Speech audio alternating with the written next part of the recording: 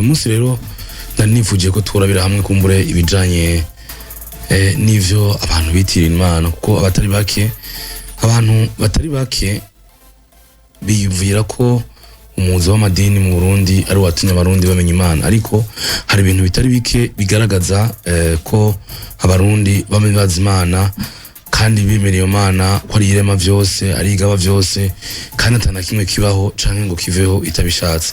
Ivyo rero turashobora kubimenyera mu bintu bitandukanye, haba mu mazina bita abana nka Nibaruta, Nibitanga, Niyo Nkuru, Bikora Imana, Nizigiye Imana n'ayandi mazina yose yerekeye Imana. Eka n'imyibutsa leta n'imike yigisha ko abarundi bemera Imana ariyo nkuru, kuvuga hagati gateretswe n'Imana ntigahenuka n'umuyaga, umwansa gucira icobo, Imana ikagucira icanzo, Imana isumba ingabo.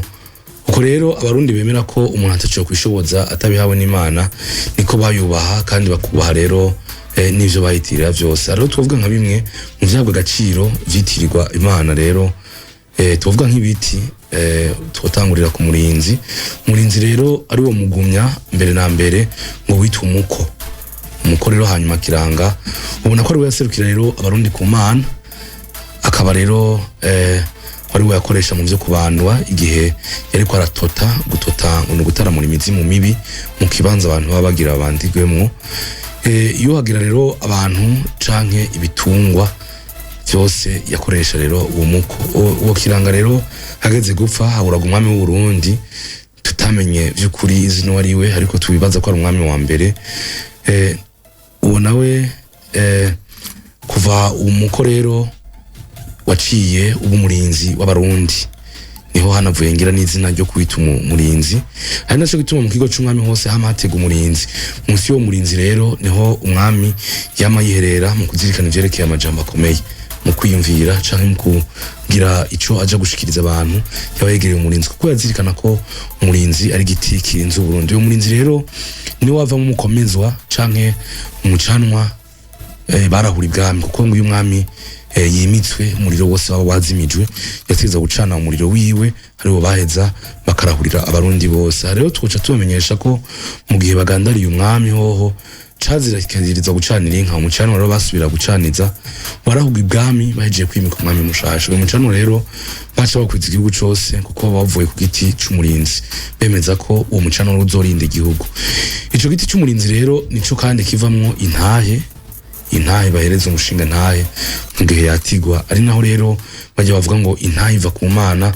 Kuva aho baboneye ko ico giti kivamwo intahe, ngo niho baciye bacita umugumya, bawucitwa umuko nkuko wahora witwa rero umuko. Aya majambo rero bavuga mu guhereza inkoni y'intahe nyene kwatigwa amushinga ntahe, bakavuga ati akiri inkoni y'umugumya uzugumya ibanga. Ikindi rero gitangaza nuko gushika n'ubu izina umurinzi ritarahava, baracavuga umurinzi canke umugumya, ariko kandi si benshi bazi ko umugumya ari wo murinzi wigeze kwitwa umuko, kuko iryo zina umuko ntirikivugwa cane.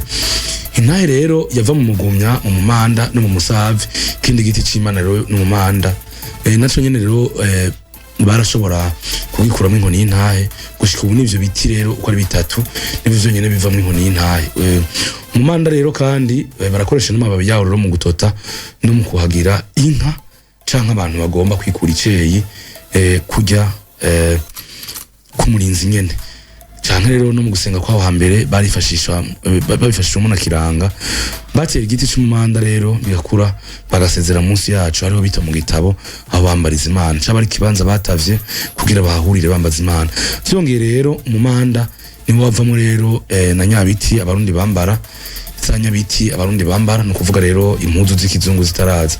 Si impuzu gusa, haravamo rero n'isimbizo z'abana, mababi y'ivyo biti rero kandi rero barongera bakayakoresha mu gihe bariko barumvikanisha nk'abicaniye umuntu, hama bakihorana kugira rero ngo batsike ihorihori, babuhagiza amababi y'ivyo biti vy'Imana. Kandi rero ukwihorana kw'abo bantu kwaca guhagarara aho nyene, ntawasubira rero no kubigarukako. Ivyo rero ku biti vy'Imana twokongera ko rero n'umusasa musasa rero bakunda rero kuwukoresha mu gihe bagomba kunywanisha abantu badasangiye imiryango bagomba kunywana. Ndarabivuze ejo mundi mu vy'imiryango ko abantu babiri badasangiye umuryango ariko bafite ico bahuje bashobora gufata ingingo yo kuvuga ati wewe tugira tuje mu muryango umwe hama bakishira mu muryango umwe bagaca baba nk'abavukana. Maze rero abatagira ico basana bagasa kandi bikemegwa bagaca rero basa nk'abavukana canke nk'abavyarana. Ikimenyetso cyuko rero abantu banyanye nuko batabashobora guhana abageni vyongeye ni nk'igishikiwe rero umwe gisaba guhora bahora bose canke gisaba guhora babiheba vyose kujya nyene ko abasangiye umuryango canke abavukana. Umugombe rero nawo waca weze ugafasha abantu gutota abahumanye bakagira urimo mu biti vy'Imana. Ivyo biti rero kandi nivyo abami b'u Burundi batera ko ibigabiro mu gihe bimitse. Ugomba rero kubibona no kubimenya ngira yo caja mu rumba rwa Nkondo.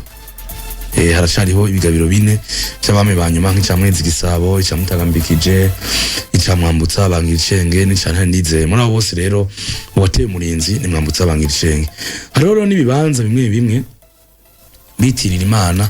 Hatuvuga rero nkuko kubona hari amasengero bavuga ko ari ibibanza vy'Imana, nakera hari ibibanza bambarizamwe Imana.